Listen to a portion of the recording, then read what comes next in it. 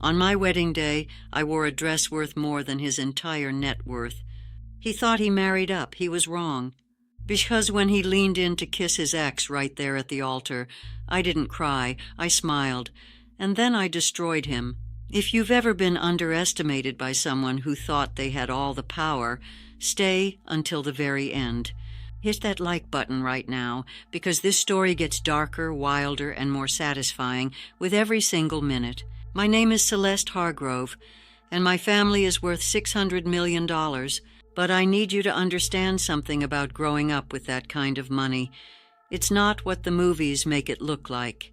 It's not champagne and chandeliers every night. It's loneliness with better furniture. My mother passed away when I was 11 years old, quietly, the way she did everything. I learned to make myself smaller. I built a very neat, very private little life for myself. Dorian Vale found the crack in my armor on a rainy Thursday evening in October at a charity gala. He looked at my face and said, "You look like someone who came here for the free books." Then one afternoon he left his laptop open on my kitchen table. I wasn't snooping. And there in his open photo gallery was a folder simply labeled with a single letter, R.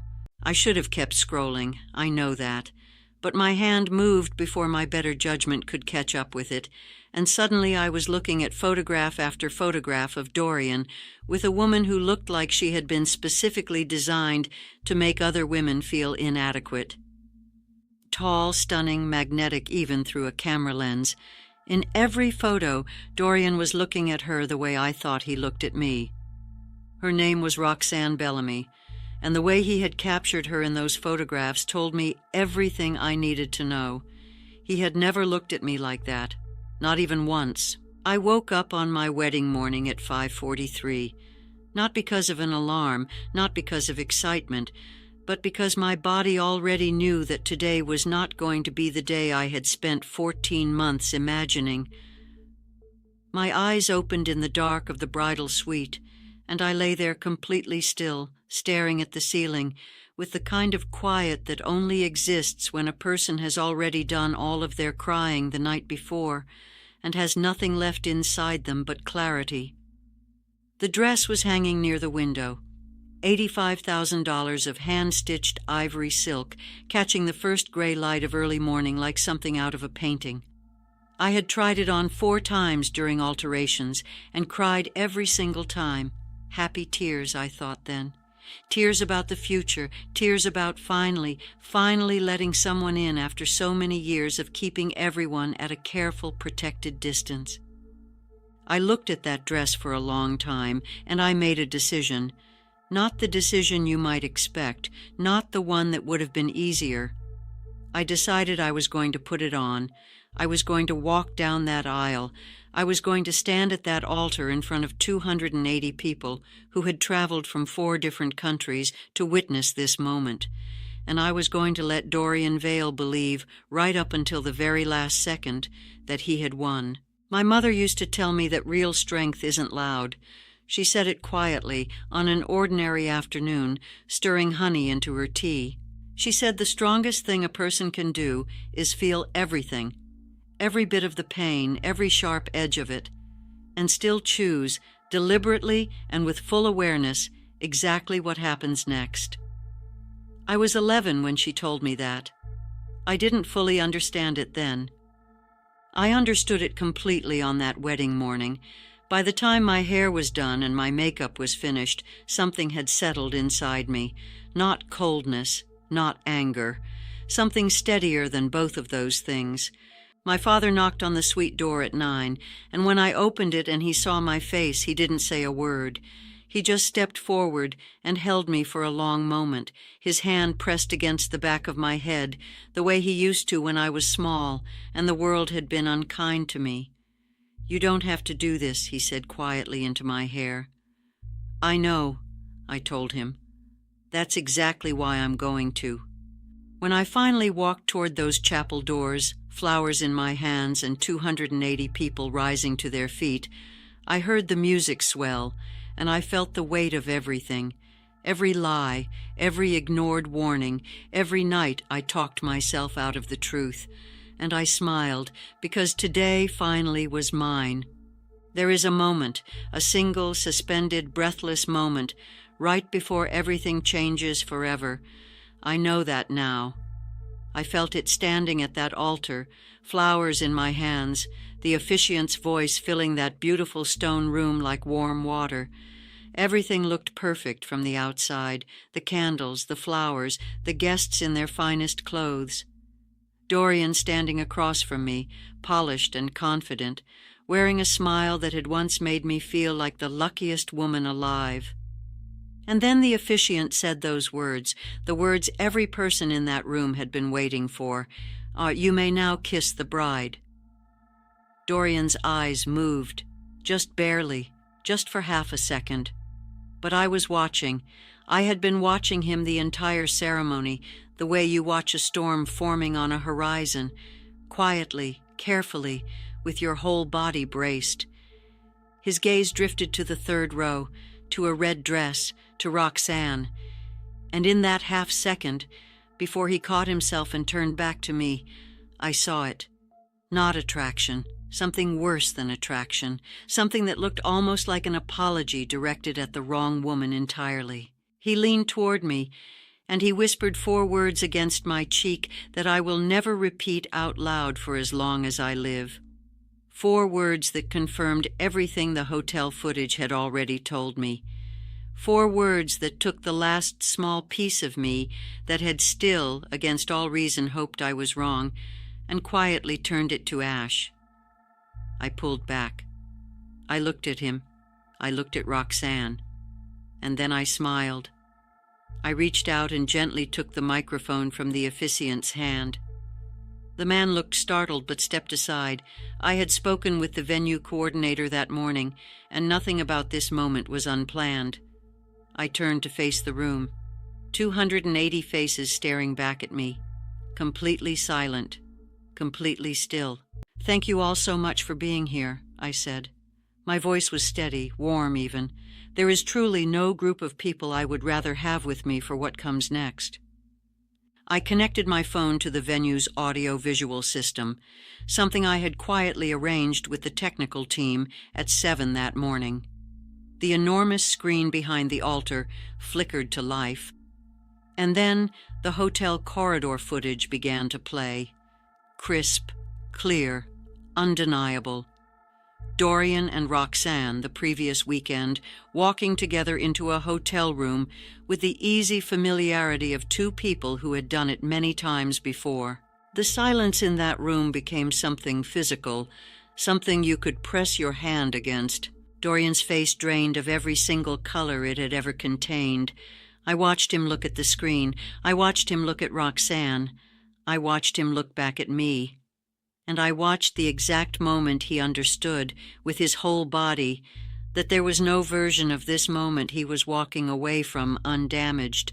I kept smiling, because I had barely even started. People always ask me what the hardest part was. They expect me to say the wedding. They expect me to say the moment I watched the footage play on that screen, or the moment Dorian's face collapsed, or the moment 280 people turned in their seats and stared at a man they had come to celebrate and saw, instead, exactly who he really was. But the hardest part was none of those things. The hardest part was the drive home that night, alone, still in the dress. The city lights sliding past the car window like they had no idea what had just happened, like the world had simply continued turning while mine had cracked clean down the middle. My father had offered to ride with me. Prue had begged me to come stay at her place. I told them both I was fine. I told them I needed an hour alone. I wasn't fine. I want to be honest about that, because I think there is something dishonest about stories like mine that skip over the part where the strong woman goes home and sits on her bathroom floor in an $85,000 dress and cries until she physically cannot produce any more tears. That happened. That was real. Strength and heartbreak are not opposites. You can be both, completely and at the same time, and it is the most exhausting thing in the world. I grieved Dorian Vale, not the man he actually was. I grieved the man I believed he was, the one who noticed my library books, who remembered my mother's favorite flower, who sat quietly beside me when I needed silence more than words. That man never existed, but I had loved him completely, and loving a lie doesn't make the love less real. It just makes the loss more complicated. But grief, I have learned, is not the end of a story. Sometimes it is simply the last chapter before everything finally, quietly, begins to make sense. In the weeks that followed, Dorian's professional world unraveled with the kind of swift, clean precision that could only be called karma. The third-party arrangement he had constructed around our marriage contract, designed to funnel access to Hargrove Industries through our union, was flagged in a compliance review. I will not confirm or deny what prompted that review. What I will say is that my father did not become a $600 million man by being careless with his paperwork.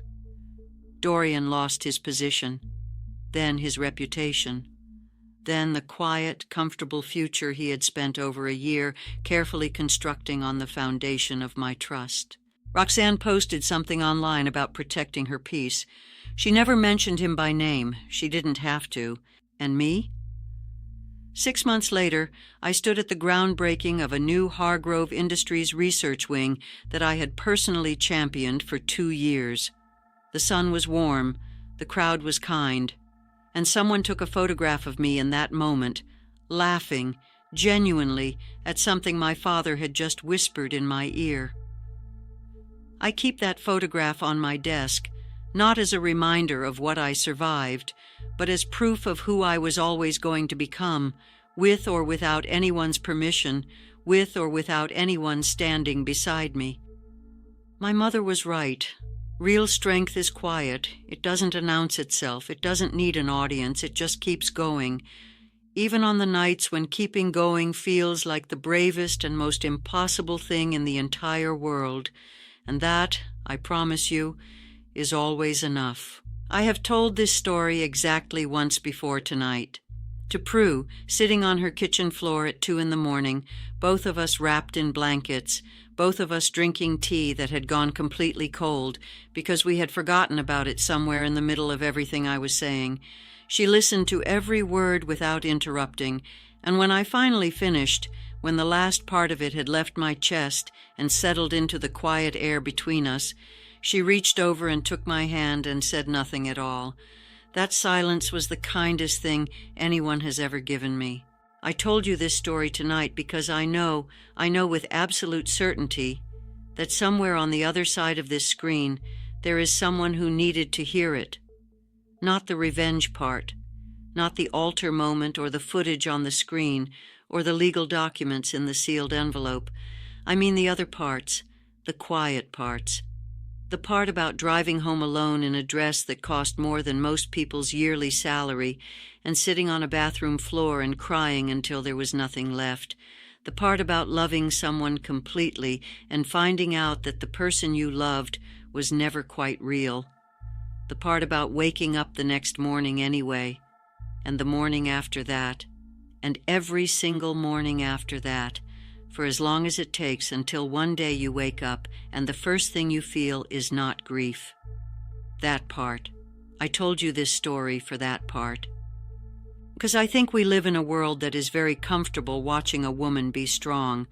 We love the moment at the altar. We love the microphone and the screen and the sealed envelope and the smile. We share those moments. We celebrate them. But we are far less comfortable sitting with a woman while she is still figuring out how to stand back up. And I wanted you to see both. The standing up and the falling down that came right before it. Because one does not exist without the other, and both of them deserve to be witnessed. If this story touched something in you, if some part of it felt familiar in a way you weren't expecting, please do not carry that alone. Share this with someone who needs it tonight. Someone who is in the middle of their own bathroom floor moment and cannot yet see the groundbreaking ceremony waiting for them on the other side of it. Hit that like button. Not for me, for every version of this story that never gets told out loud. Subscribe, because I promise you, the stories that are coming will find you exactly when you need them. And leave me a comment. Tell me your altar moment. Tell me the moment you smiled when you could have shattered. Tell me how you stood back up.